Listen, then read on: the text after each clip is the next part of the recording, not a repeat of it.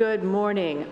I'm Catherine Vaccaro, a member of the congregation and a member of the worship team.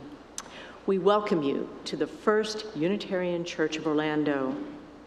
With me today in our service are our minister, Reverend Margalie Belizaire, our director of Lifespan Religious Enrichment, Judith Stein-Farrall, our music director, Aubrey Connelly-Candelario, with accompanist Danielle Monzon, Vilegas, our drummer, Jacob Hike, and members of the Chalice Choir. We also have a Board of Trustees member, Debbie Reinhardt. And let's not forget our teams of wonderful people in the background working diligently to ensure that we come together this morning. Thank you all. We greet you this morning, old friends and new ones, as we explore our Unitarian Universalist faith, which draws us into a community of justice seekers with a commitment to lifelong spiritual growth and compassionate service to the community. Whether today is your first or your 1000th Sunday in our midst, you are welcome here. Whoever you are, whoever you love, you are welcome here. In this community, your whole self is welcome. We welcome your race, national origin, immigration status, gender identity, sexual orientation, age, physical or mental abilities, economic status, or religious background. We welcome you. Today, our children will be sung out to their classes, so be prepared. We have quite a few special announcements today. At 11:45, the children will have choir practice in the studio. Children 2nd grade and up who want to participate should be directed there and not linger over snacks. Our participation in this year's Guest at Your Table program ended last Sunday on the 12th. Thank you so much to those who have already turned in their box or donation. If you haven't had a chance to do so yet, please bring it next Sunday or drop it off at the church office during the week. Conversations with the Minister is 11:30 to 12 in the Gore Hall foyer. Plan to join Reverend Margalie as she hosts this monthly event after Sunday service. Bring your snacks and beverages for casual conversation. This is a chance to ask questions about her, the congregation, and Unitarian Universalism, and to meet other seekers and share your journey. It's hosted by the 1U membership team.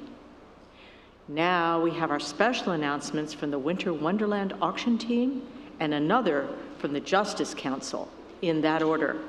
Welcome, Debbie and Mary. Oh, and first, Lene. Well, I'll just go now. Hi, everybody. I'm wearing blue to remind you of the Winter Wonderland auction next Saturday. But I'm wondering, how many of you have never been to the winter or to an auction here at 1U? Anybody? Guess what? Tickets are only $10 for newcomers. And if you want to register, it costs nothing, and you can bid online from home. But we hope you all enjoy us next Saturday night, where there's going to be games and food and a lot of fun, and you'll be able to see a lot of the items that we're bidding on so that we can do the work that I'm sure we're all going to be inspired to do after today's service. So thanks. So sorry, ladies.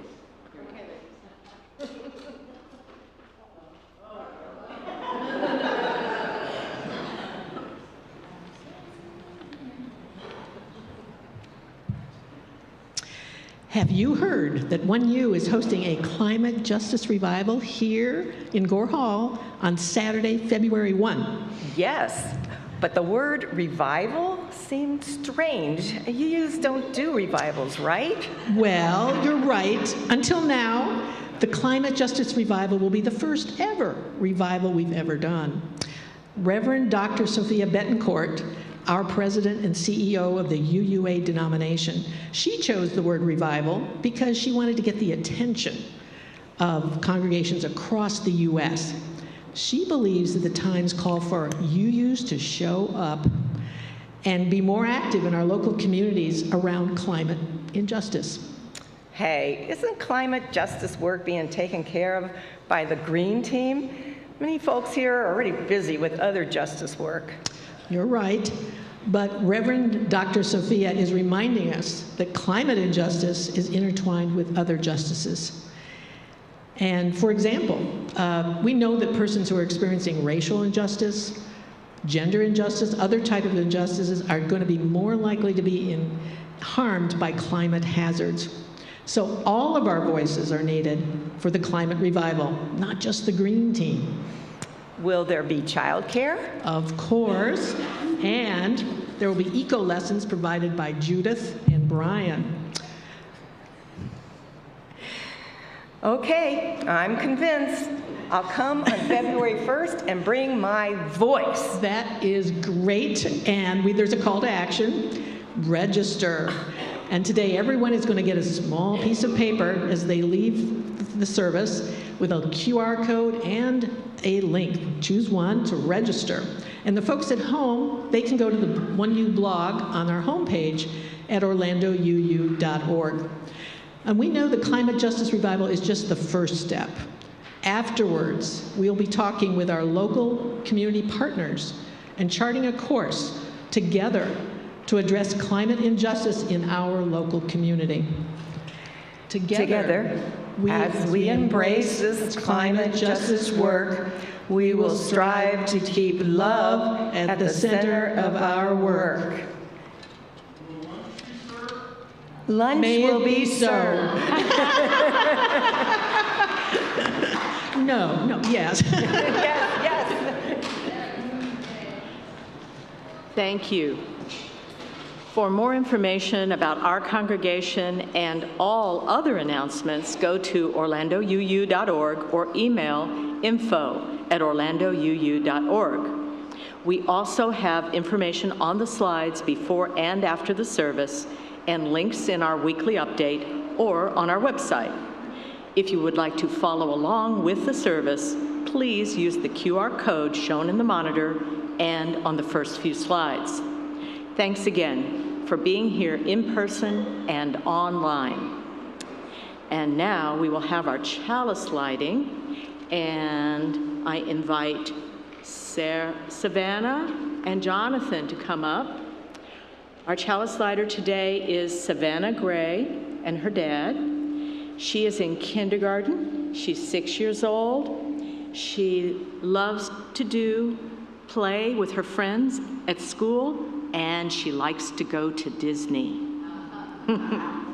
So please join me in saying these words as we light the chalice. In the light of truth and in the warmth of love, we gather to seek, to sustain, and to share.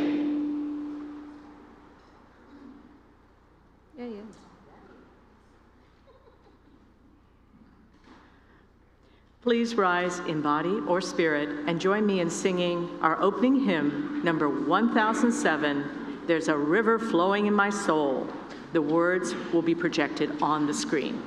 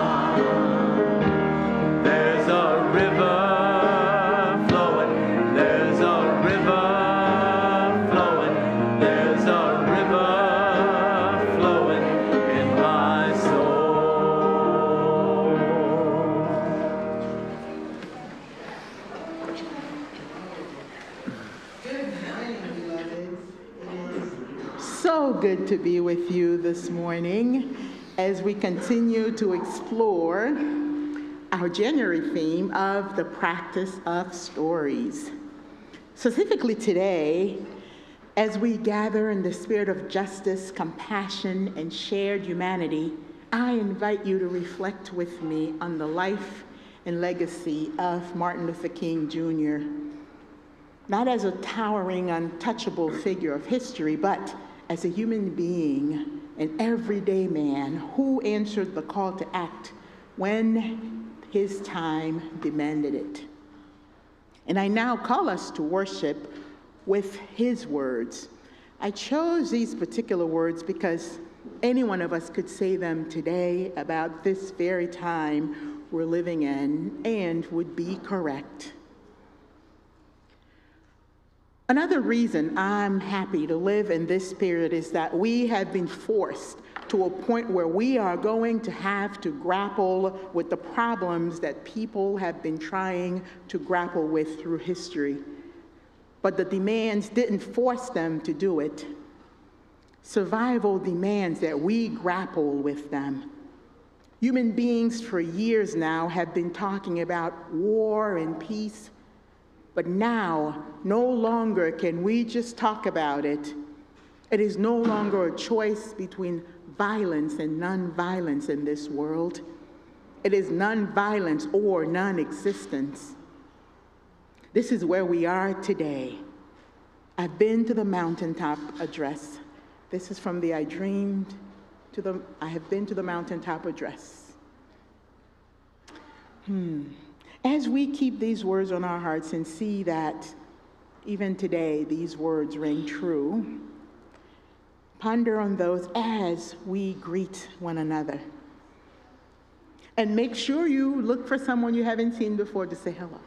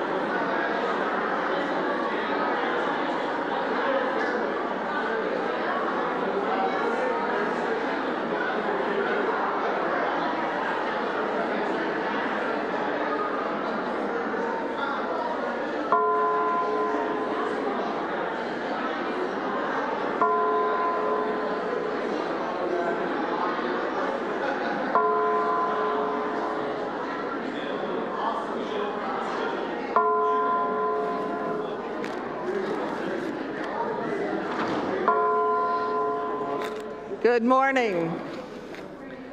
I know we have a couple new faces in here this morning, so I'm introducing myself again. I'm Judith Stein-Farrall. I am the Director of Lifespan Religious Enrichment, which basically means that I tell you what everything means. Oh. But this morning, right here, it means that I'm involved with the Time for All Ages, and with that in mind, I invite the youngest among us and those young at heart who would like to join us here on the carpet, join me here on the carpet, to hang. I love your tattoo. So I'm going to ask everyone that wants to come on up here and join in. Oh, hi. All right. Well, I try to involve you a little bit in the goings-on today and the story that's coming up. I love it. I have a full space. All ages and stages. I'm missing Charlotte. I think she's out of town, right? Yep. All right. So today, folks, we're talking about Reverend Dr. Martin Luther King Jr. I heard about him. That, you know what? That was my next question. I bet you already know a lot about him. I swear, that's my next question. Who wants to tell me something he's known for? Yes, ma'am. He's known for doing the civil rights movement. He's known for the civil rights movement. That is correct. One more thing. Yes. Oh, okay, and then back to you, Ruby. Yep, go ahead. He stands up for what's right. He stands up for what's right. Ruby, go ahead.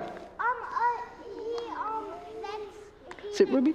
He lets kids learn. He lets kids learn. You know, when he was only 34 years old is when he gave that I have a dream speech. Only 34. But that's a lot older than all of you up here. He's not a lot older than me. It's a lot younger. 4.5. There you are. His birthday just passed January 15th. Do you think when he had a birthday as a kid, he liked birthday cake?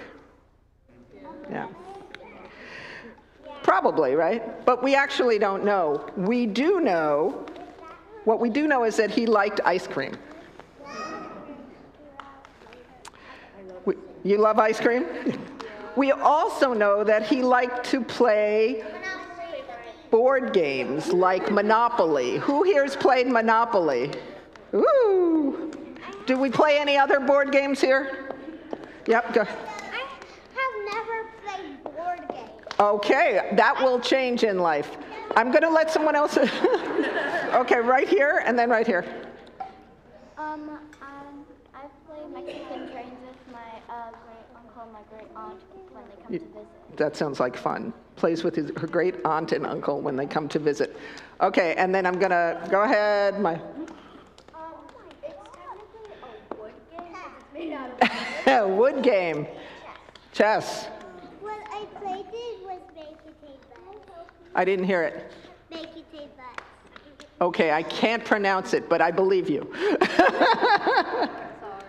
Sorry.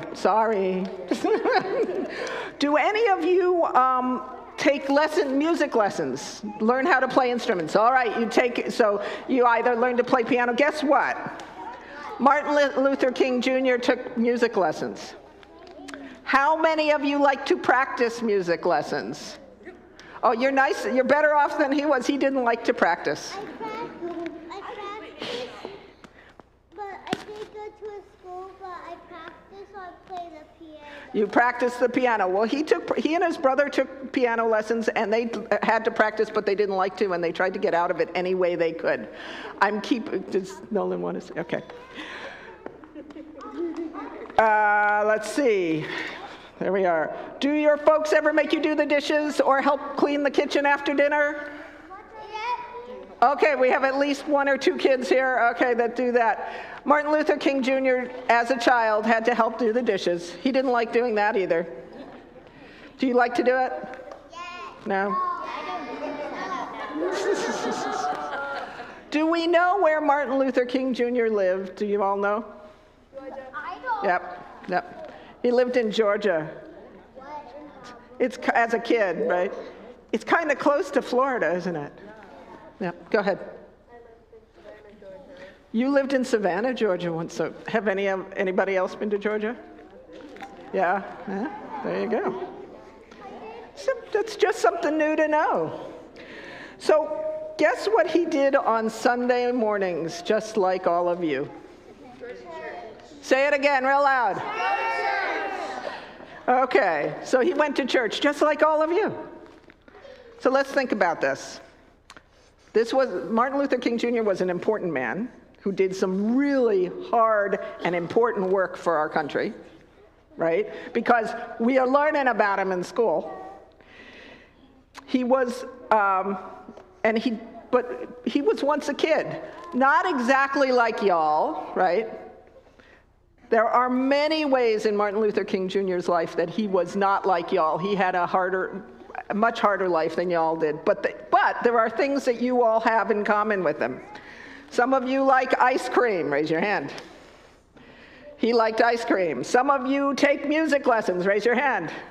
He took music lessons. Some of you help with the dishes and housework and chores. He did that too. And all of you come here on Sundays, like he went to church on Sundays, right? You have things in common with the Reverend Dr. Martin Luther King Jr. as he was as a child. What? And he grew up to do big, important things. And you can too.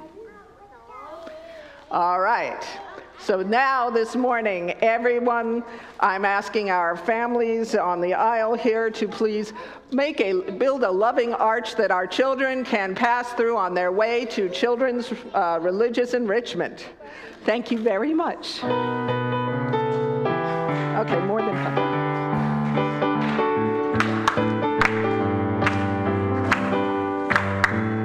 This little light of mine, I'm gonna let it shine. This little light of mine, I'm gonna let it shine. This little light of mine, I'm gonna let it shine. Let it shine, let it shine, let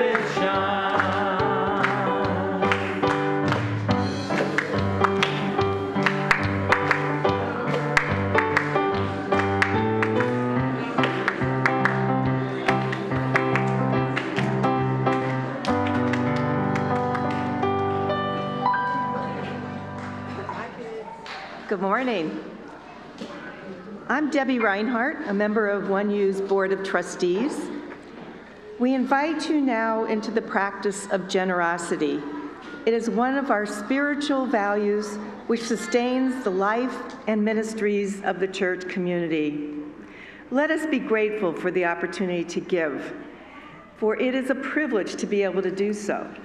And let us be grateful for our needs, for they give us the opportunity to practice receiving. This week's collection will go to the ministries of this congregation. Our Share the Plate for January is iDignity. Please use the link in the newsletter or on the screen to donate directly to them. And please let 1U know that you donated. The offering will now be collected. Note that you can also give online.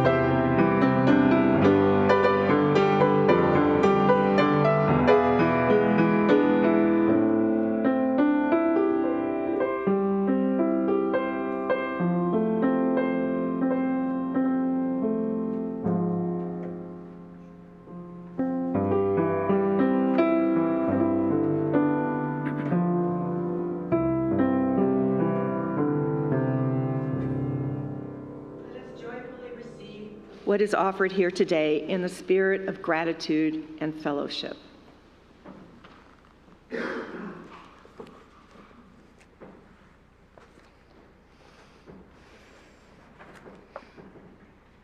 This is the time we set aside for a deep sharing of our hearts and for prayer and meditation.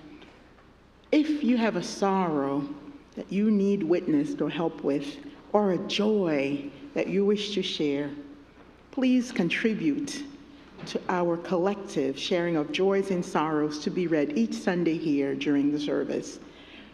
You can do so by sending an email during the week at joysandsorrows@Orlando UU. If you're attending in person, you can fill out a card at the welcome table, and the greeters always make sure we receive them up here. And we also give you the opportunity to light a candle. So bring your joys and your sorrows as we come together. Come just as you are, because your whole self is welcome into the sacred space we are creating together.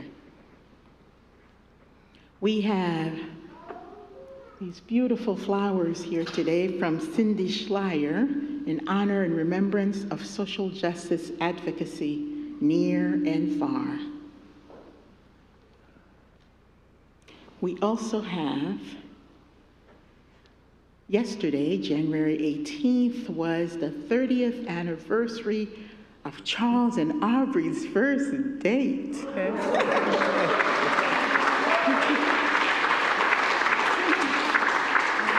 Yay. We have Joy here about last night's music salon. It was amazing and inspirational. Thank you to the music team in Aubrey.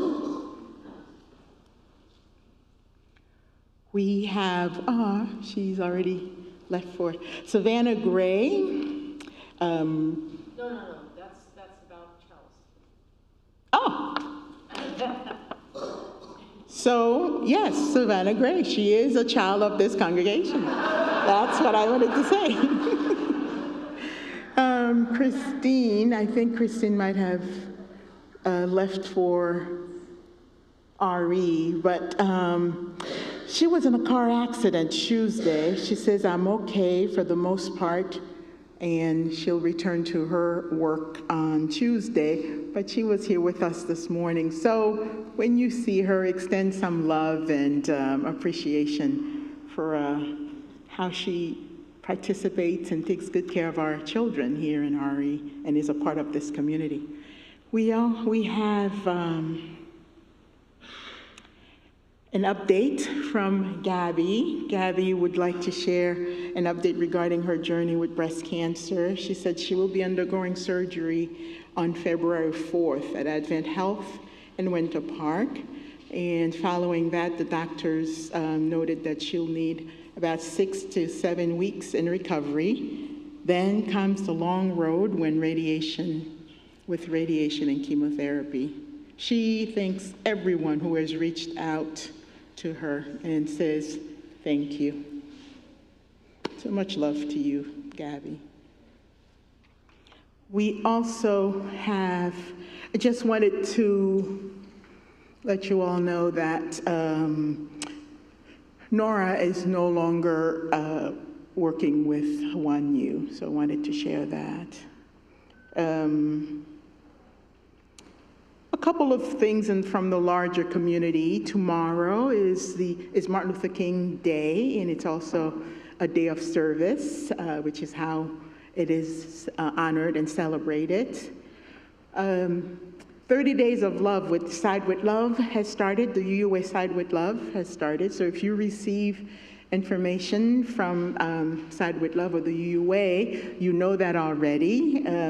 If you don't know what I'm talking about, see me or Judith there afterwards. We can tell you a little bit more. Tuesday is National Hug Day, so just grab strangers and all, but ask for permission first. Sorry. And the 24th, what you just did here is belly laugh day.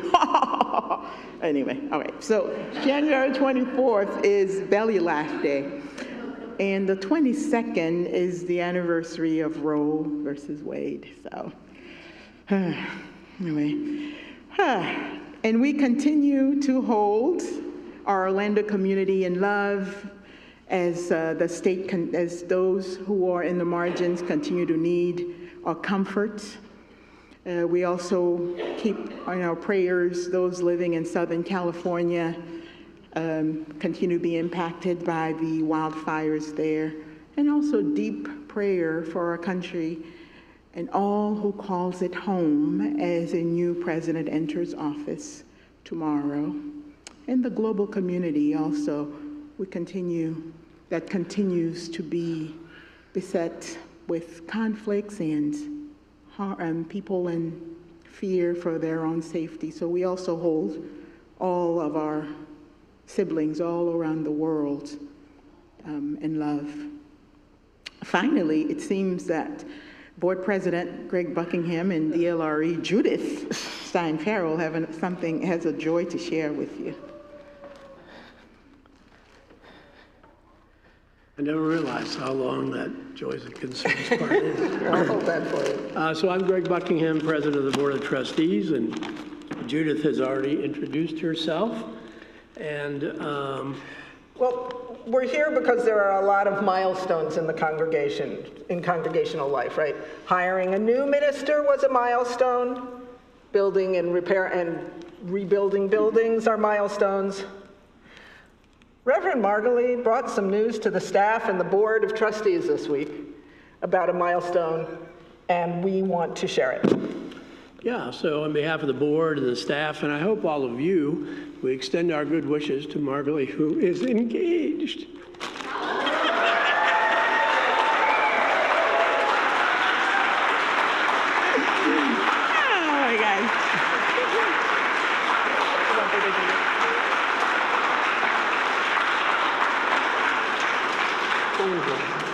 She asked me on the way in if these were for her. Or her beloved is Ferdinand Machado Coimbra. And he has actually been here, but I have not been sophisticated enough to figure that out. So we offer our congratulations. Thank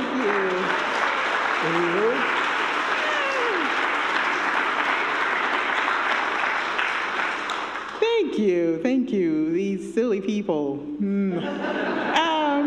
Yeah, so I think many of you have met him, this wonderful human being who is the perfect partner for me. So this is Ferdinand. Anyway. Okay, so if we could remove the picture now. Thank you. For all the joys and all the sorrows of this community, those shared today and those held close to the heart, let us pray, let us celebrate, and let us send one another healing energy.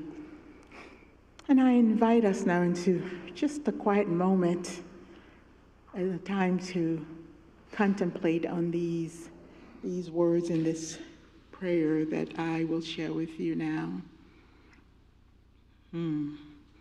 Spirit of life, Spirit of love and compassion, that which accompanies us through moments such as these, where things seem to be repeating themselves.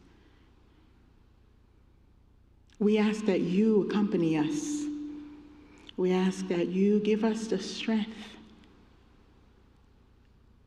You offer us opportunities to laugh and smile, to be there for one another, because we don't know what is ahead for us. If we remember that we have one another, we have a community to lean on, I think that will help us along the way as challenges come our way. May we each know that we are loved. May we each know that we are blessed and we are a blessing to those whose lives we share. May we be so blessed.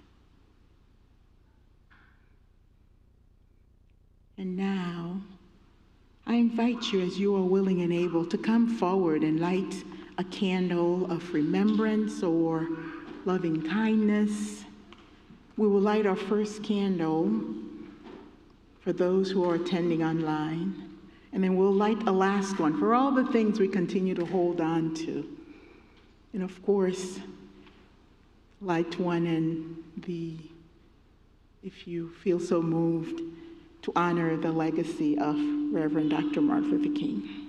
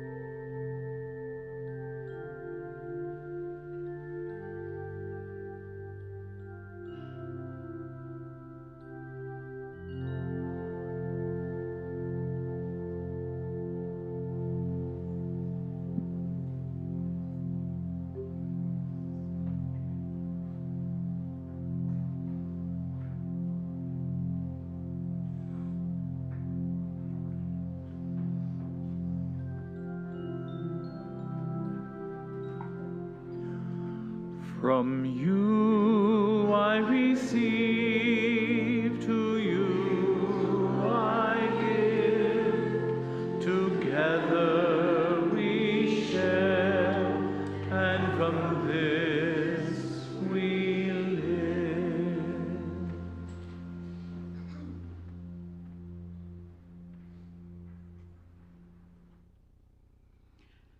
About 2 years ago, I stood with many of you who stood there in person, and all of you who were there in spirit before the Lincoln Monument in Washington. As I came to the end of my speech there, I tried to tell the nations about a dream I had. I must confess to you this morning that since that sweltering August afternoon in 1963, my dream has been turned into a nightmare. I've seen it shattered. I saw it shattered one night on Highway 80 in Alabama when Mrs. Viola Liuzzo was shot down. I had a nightmare and saw my dream shattered one night in Marion, Alabama when Jimmy Lee Jackson was shot down. I saw my dreams shattered one night in Selma when Reverend Reeb was clubbed to the ground by a vicious racist and later died. And oh, I continue to see it shattered as I walk through the Harlems of our nation and see sometimes 10 and 15 Negroes trying to live in 1 or 2 rooms. I've been down the delta of Mississippi since then, and I've seen my dream shattered as I met hundreds of people who didn't earn more than $600 or $700 a week. I've seen my dream shattered as I've walked the streets of Chicago, seeing Negroes, young men and women with a sense of utter hopelessness because they can't find any jobs. And they see life as a long and desolate corridor. Martin Luther King, Jr. Martin Luther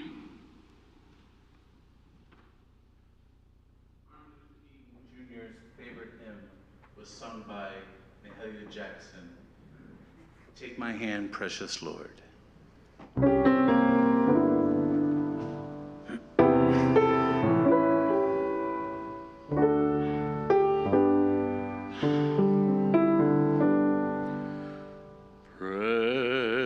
Precious Lord, take my hand, lead me on, let me stand. I am tired, I am weak, I am worn.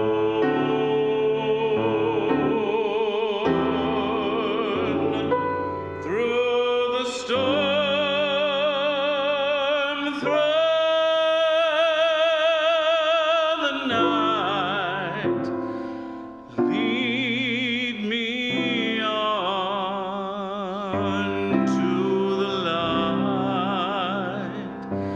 Take my hand, precious Lord, lead me home. When my way grows drear, precious Lord, linger near. When my life is almost gone, hear my cry, hear my call, hold my hand lest I fall. Take my hand, precious Lord, lead me home. When the darkness appears and the night draws near, and the day is past and is gone, at the river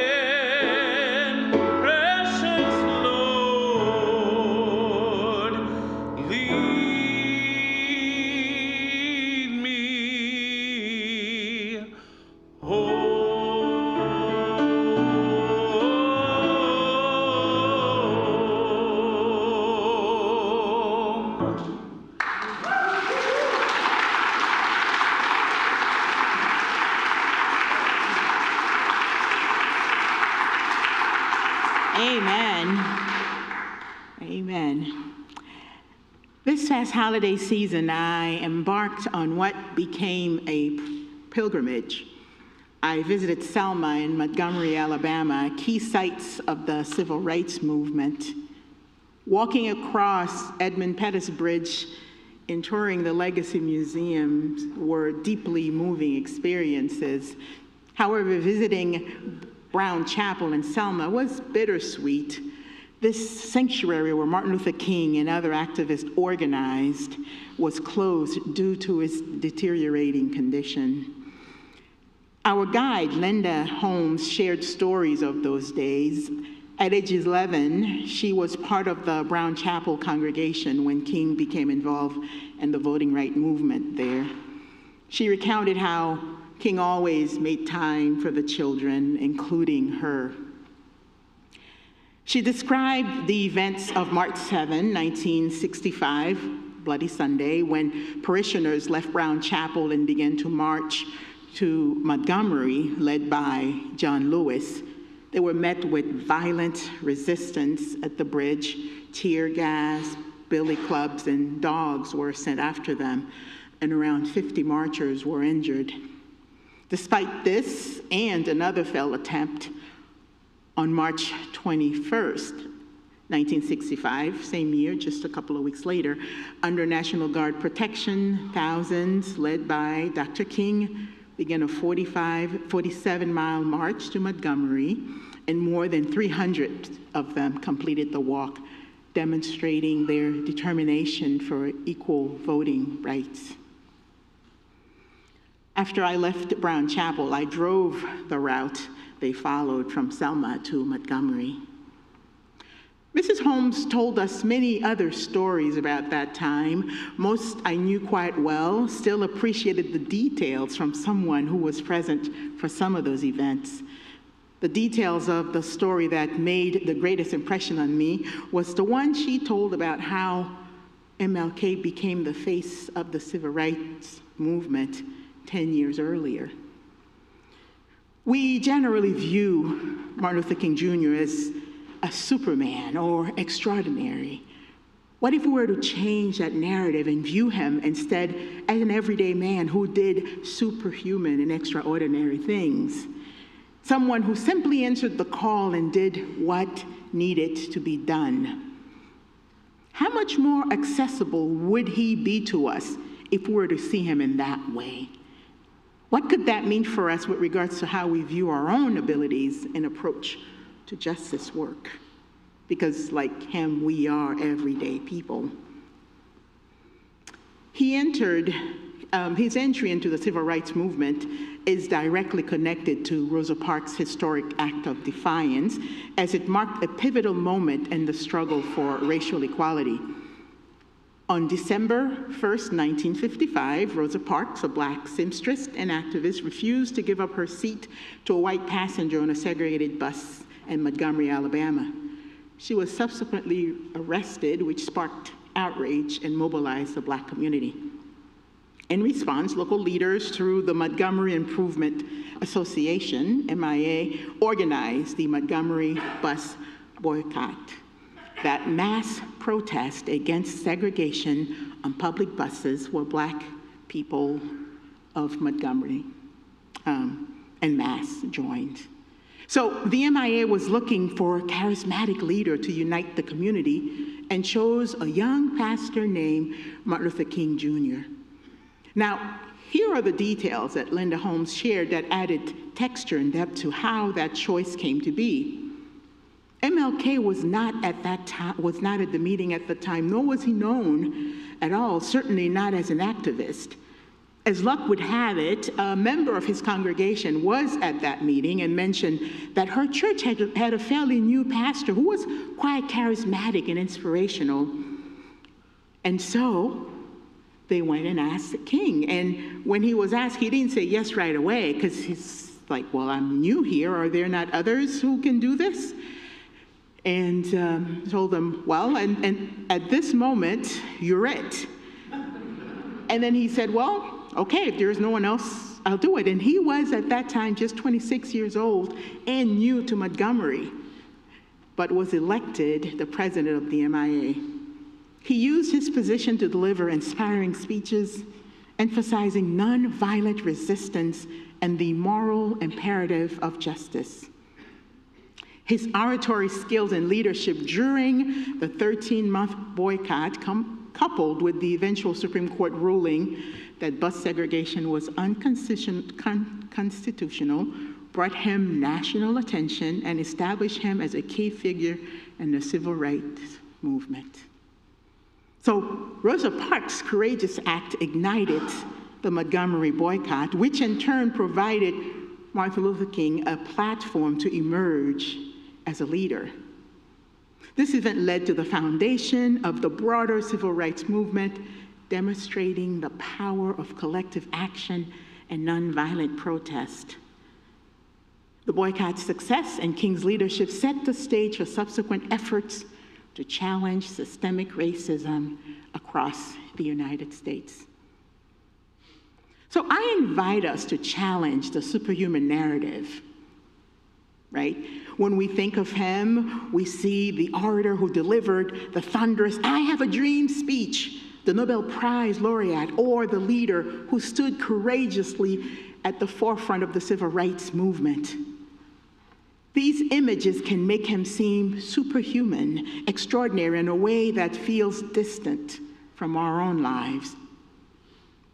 But if we saw him as an everyday person like you and me, if we focused on the choices he made rather than the accolades he earned, that makes him more real to us, therefore more accessible.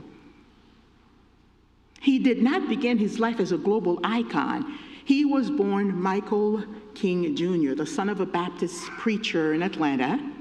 He faced fears, doubts, and failures. When he was called to lead the bus boycott, as I said, he was only 26, an unknown, newly settled in his first congregation, with a young family and no formal experience in organizing a mass movement. Yet, he said yes when they asked him. He stepped into the unknown and let his faith and convictions guide him. He displayed characteristics of a courageous person, yes. And Dr. King's life demonstrates that courage is not the absence of fear, but the decision to act in spite of it. He received constant death threats, faced arrest, and endured violence against himself and his loved ones. He admitted in a moment of candor that to feeling overwhelmed and uncertain. And one night, after yet another threat on his life, he prayed alone in his kitchen and found the strength to continue. He later described that moment as a moment of divine reassurance, but it was also a moment of profound human vulnerability. This is the image of King we must carry with us, not the untouchable hero, but the man who was afraid and tired and still stood up. A man who did what he could when he was with what he had. What might this mean to us? If we view Dr. King as an extraordinary, out-of-a-kind figure, we risk creating a dangerous distance between his story and our own. We may tell ourselves, I could never be like him, or justice work is for someone more courageous, more eloquent, more equipped than I am. But if we see him as an everyday person who answered the call, we realize that we too are capable of extraordinary things. Dr. King's power did not come from superhuman qualities. It came from his willingness to respond to injustice, his deep commitment to nonviolence, and his faith in humanity's capacity for transformation. These are qualities within reach for all of us. When we embrace this view, the work of justice becomes less about waiting for the next great leader to emerge and more about recognizing our own ability to act. Unitarian Universalism calls us to affirm and promote the worth and dignity of every person and to seek justice, equity, and compassion in all that we do. These values remind us that the work of justice is not for a chosen few, but for all of us. What would it look like if each of us answered the call in our own way? If we took the small, consistent steps to confront injustice in our lives, our communities, in our world? We do not have to march on Washington to make a difference. Perhaps answering the call means advocating for fair housing here in Orlando, supporting local grassroots movement, or simply being on the side of someone who's being treated unfairly. It might mean committing to a practice of learning and unlearning, educating ourselves about systemic inequalities, and amplifying the voice of those in the margins. Each act, no matter how small, contributes to the larger movement for justice. Kings once said, everybody can be great, because everybody can serve. You don't have to have a college degree to serve. You don't have to make your subject and verb agree to serve. You only need a heart full of grace, a soul generated by love. What could we achieve if we all embrace the courage of an everyday person? What might justice look like if we recognized that the power to create change does not belong to a select few, but to all of us in our shared humanity? Let us honor Dr. King's legacy by not placing him on a pedestal, but by walking alongside him, or by walking in his footsteps, by picking up the baton and continue from where he and others left off. Let us listen for the call and answer it as everyday people with hearts full of grace and souls generated by love. Together, we can build the beloved community he dreamed of, one step, one act of courage, one commitment to justice at a time. May we be so blessed. And now please rise in body or spirit and let us sing our closing hymn, We Shall Overcome.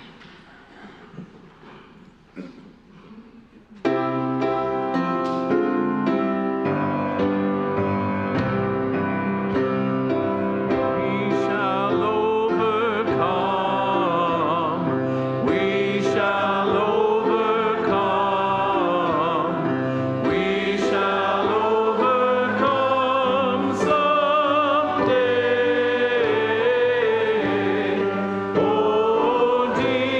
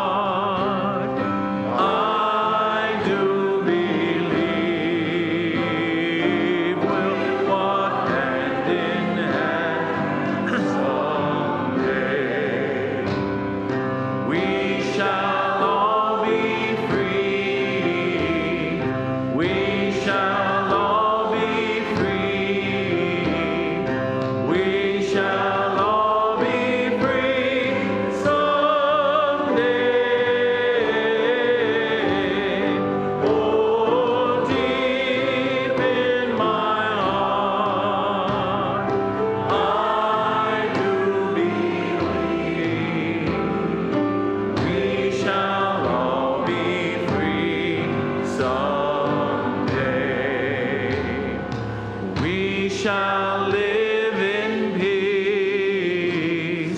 We shall live in peace. We shall live in peace someday. Oh, deep in my heart, I do believe we shall live in peace someday.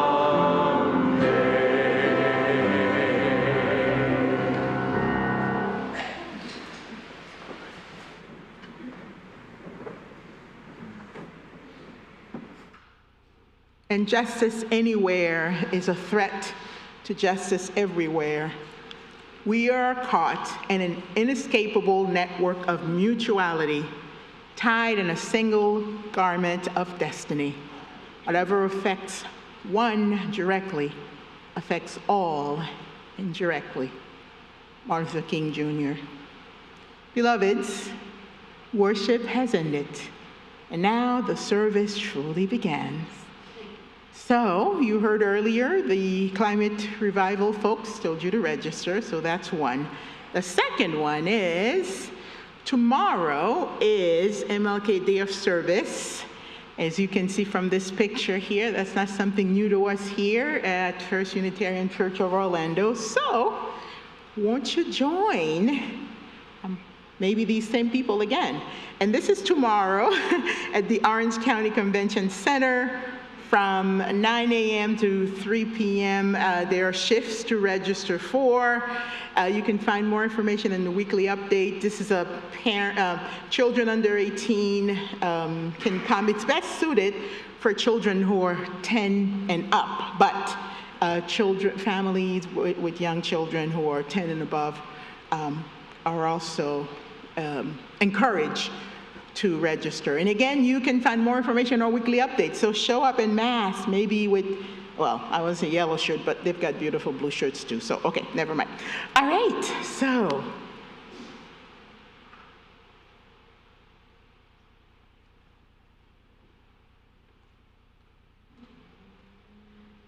Please say these words with me as we extinguish the chalice. We extinguish this flame, but not the light of truth, the warmth of community, or the fire of commitment. These we carry in our hearts until we are together again.